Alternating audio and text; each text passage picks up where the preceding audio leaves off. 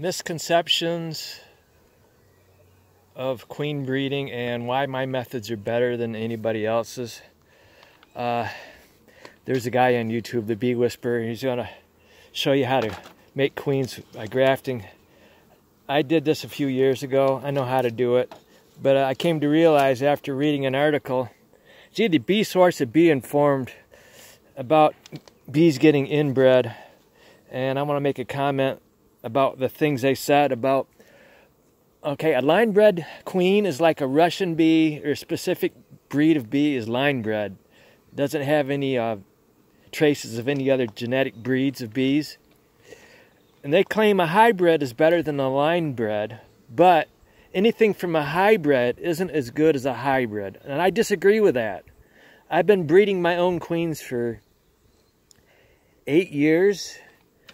After 3 years, I tried some foliage Russian bees, and they were crap. And then the following year, I got some hybrids off those queens, and they were better.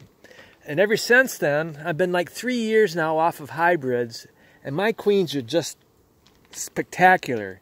Better than any queen I've ever bought, and I can go one-on-one with anybody's queen in the world. Okay, this is my frame that I use for grafting. You see how dusty it is and cobwebs? I haven't used it in a long time. So if you start watching a video and they're trying to tell you to do this, do you really want your queens to get inbred? So that's a misconception. You don't want to graft from just your best queens. And the other misconception is that queens won't breed from drones from their area. I have 2 other commercial beekeepers in my area. And those 2 commercial beekeepers and my colonies here were probably about equal in a number of drones. And I know that my virgin queens are getting bred with some of my drones. But I'm not worried about that because the chances of that queen getting bred with a drone from her hive is very slim. She may get bred from drones from my apiary, but it's a different genetic line. I've got black queens, I've got brown queens, I've got orange queens. Okay, I've got queens of all different colors. And the other thing is, when I'm checking, see, this is my method here. It's better than anybody else's in the world. And I'll show you something else here in a minute. I don't actually have to pull frames out to look and see if there's a virgin queen in there. I just slide the frames over. And you want to do this early in the morning. If it's cold, you wait for it to start to warm up a little bit. You want to do it before the bees start flying, because if the bees are flying like that, the virgin queen can fly. But regardless of whether they're flying or not, always practice the same approach to pulling your frames apart and checking for a virgin queen.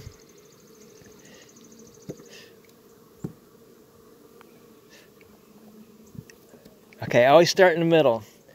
Why the middle? That's where the brood is. And if I have a failed mating duke, the first thing I do is I give them another frame of brood. You want to keep brood in the colony to keep everything organized and to help prevent a drone layer or laying worker. See how I do that? I tilt it one way or the other. Slide this over. You pull that frame out, there's a good chance that virgin queen is going to take to flight. And I do this on the 8th day. This right here is a good book. If you don't have this book, locate this book and buy this book. It has all the specifics, information on everything about beekeeping.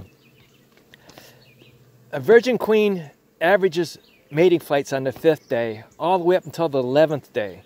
After the 11th day, the chances of her getting mated very slim because she's old, she can't get mated. And this right here is the book I've mentioned before about, this is basically for queen breeders. And the picture right here of them, frame of grafts.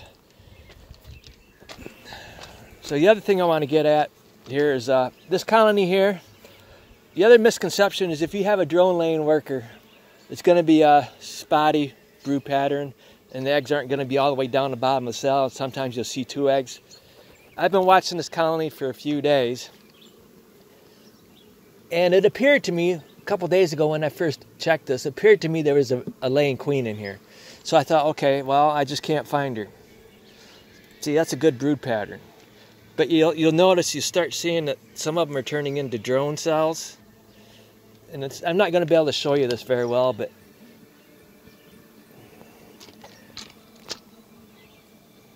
there's eggs in every one of these. It's like none of them were missed.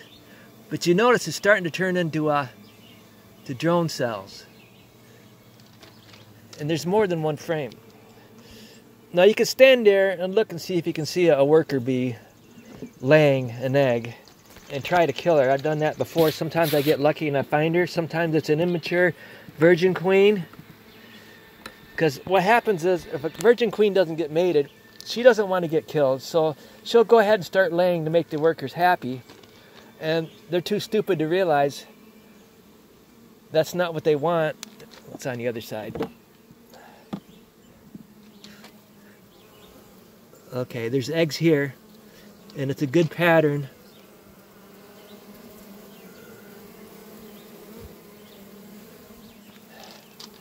So tomorrow morning, I'm going to look one more time. And if I don't see what I want to see, I'm going to break this in half. Half of it will go to this one. The other half will go to this one. Both of these have laying queens. And then the other thing, it's kind of frustrating, is a virgin queen doesn't always come back to the same hive, to the same colony. She could end up in any hive down through here.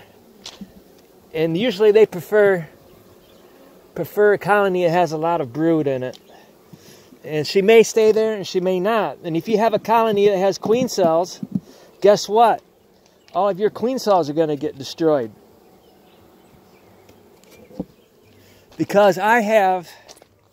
Oh, and I want to say another thing. Michael Bush's bee timing, or bee math. Timing is very important.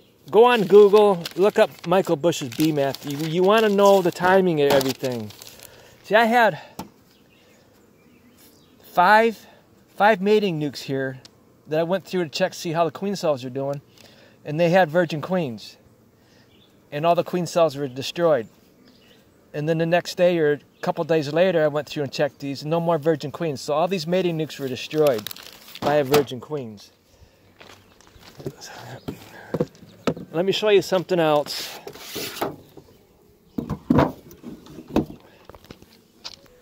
Oh, and more advice. Don't use smoke on a colony. I keep a smoker with me just in case. If I come across a colony, if you find a colony that doesn't have a virgin queen, sometimes they don't make noise until after you get in the hive, but you'll open the hive and you'll see the bees walking around in there like they're confused, don't know what to do, and then they'll start making the noise, and they're very angry, and there's a good chance they'll sting you, and sometimes you just get a colony that'll sting you. But keep it handy. But don't smoke the bees, because once you smoke the bees, they're going to make that roar, and they're going to sound just like they don't have a virgin queen. Now, what I want to tell you here is the odds of getting a new laying queen from a colony increases with the size of the colony. These large colonies here were split earlier in May. It's July 3rd right now. And then in June, I went ahead and I slid them down and took another split off of them. And all the workers that were foragers came back to the original area. And I couldn't use, I put in my insulated fillers in there. But a couple days later, I realized there was so many bees on the outside, I couldn't use insulated fillers. The reason why I like to use the insulated fillers, it makes it easier to find your virgin queen, because she's not always in the center, but 9 times out of 10 she is. It makes the area smaller that the bees are going to be at. And if it's cold, you're doing your mating nukes early in the year. It helps keep them warm. But as soon as I get a laying queen, I pull them out, because I don't want to get any pests in behind those insulated frame fillers. Because if you get a pest, there's a good chance they're going to abscond.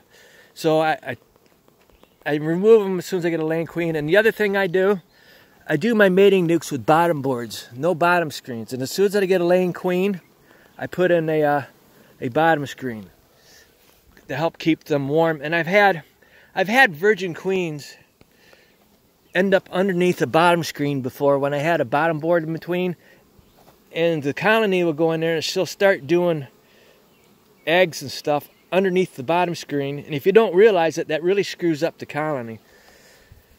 So anyway, out of these right here, 79 was the only one that doesn't have a virgin queen. And I like to try 2 days in a row to find a virgin queen, because if that virgin queen is somewhere else that day when I check, the possibility she might come back the next day. And this right here happened to be the smaller colony out of the colonies here.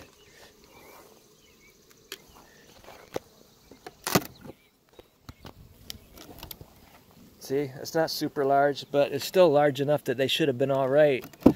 Because the workers, they go out with that virgin queen on their mating flights. It's called a mating swarm.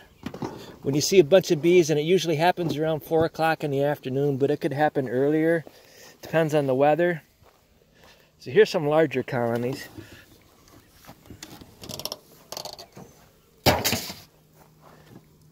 And these right here, I'm going to show you not with this colony, it would take too long to, well, that's about the same size. One of these is, well, it's hard to judge it now because a lot of the bees are out. I was here earlier this morning when all the bees were in the hive. So let me go back and I'll show you a few things. Oh, there was something else. Some other things I wanted to show you. I've cut out queen cells and I put them in an egg incubator, and I take an old broken fillet knife and I cut them out. And then, you know, if you know your timing on your and when you did a split or when you put a frame in, like for instance, this right here is the same colony that has a drone layer. And I forgot to mention, they also have 2 queen cells. I take a razor because I can fit it between my 2 fingers right here, and I cut at an angle very shallow, don't do it very deep, and I cut down through like that, and I fold it over. And if you know the timing on this, look and see if that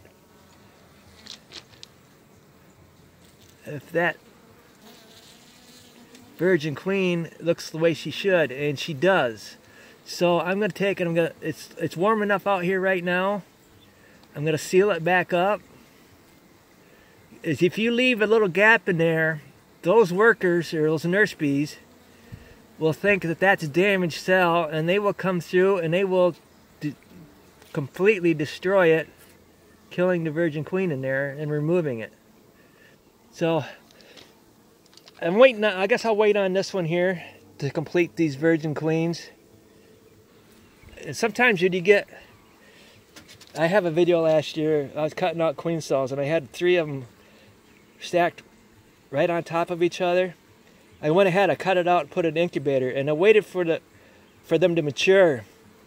And then I took this razor knife about a few hours before they came out, and I took and I carefully separated them, and then I stuck a foundation, warmed it up between my fingers, and filled the holes in each one of them. And I was successful at getting 3 virgin queens out of a group of queen cells like that. But I don't need any more extra virgin queens.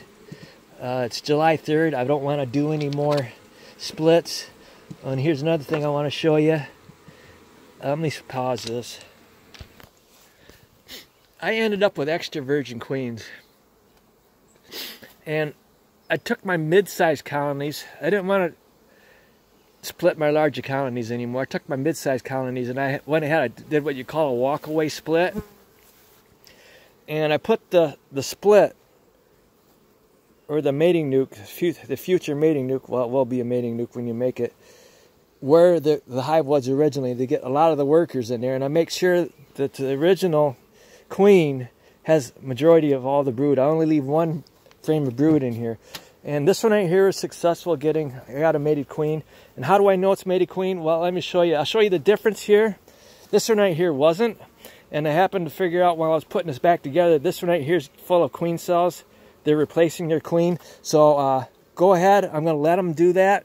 I'm not gonna break it down into. Sometimes you can break them down into several different mating nukes, but because of the time of the year, if they make a new queen sometime in July, there's a good chance they're gonna make it through winter outside. Look at that.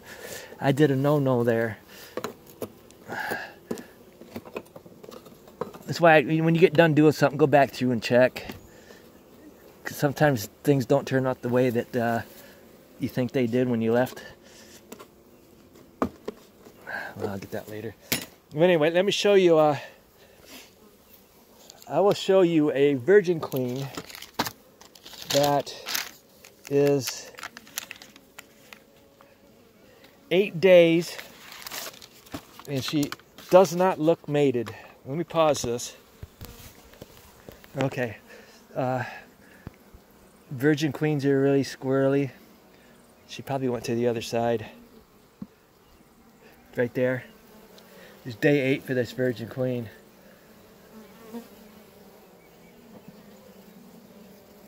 Her chances of getting mated probably now are 50-50. She's got, I'll give her till 14th day. She's got 6 more days. This is a large colony. And you gotta be careful when, normally I wouldn't pull out a frame. I pulled it out to show you. Be careful, because she could take to the air, end up in another hive because she's scared. And let me show you. When I do some splits, sometimes I do the smallest colonies I had, because I like to get queens from every colony. I put the super, the medium in the window. I had both windows, but yesterday I took some out. And then if I have a mating nuke like this over here that doesn't have a, or won't have a laying queen, if this right here fails and it's a good sized colony, I'll go ahead and I'll put that